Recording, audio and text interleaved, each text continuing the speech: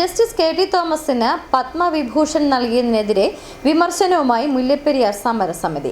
Justice K T. തോമസിന് പത്മവിഭൂഷൺ നൽകിയത് ഈ അവാർഡിന്റെ മഹിമയ്ക്കും അംഗീകാരത്തിനും കളങ്കമാണെന്ന് മുല്ലപ്പെരിയാർ സമരസമിതി ചെയർമാൻ ഷാജി പി. ജോസഫ് പറഞ്ഞു.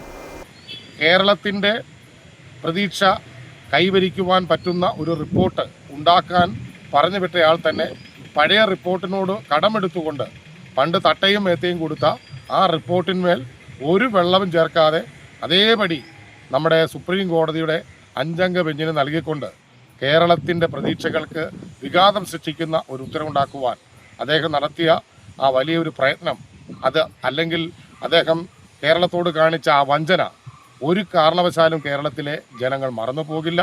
അതുകൊണ്ട് ഈ അവാർഡിന് അർഹനായ അല്ലെങ്കിൽ ഈ പത്മവിഭൂഷൺ പോലെയുള്ള രാജ്യത്തെ തന്നെ ഏറ്റവും വലിയ സിവിലിയൻ ബഹുമതി അദ്ദേഹത്തിന് നൽകിയതിലുള്ള ആ അഗാധമായ വേദന, ദുഃഖം മുല്ലപ്പെരിയാർ സമരസമിതി രേഖപ്പെടുത്തുന്നു.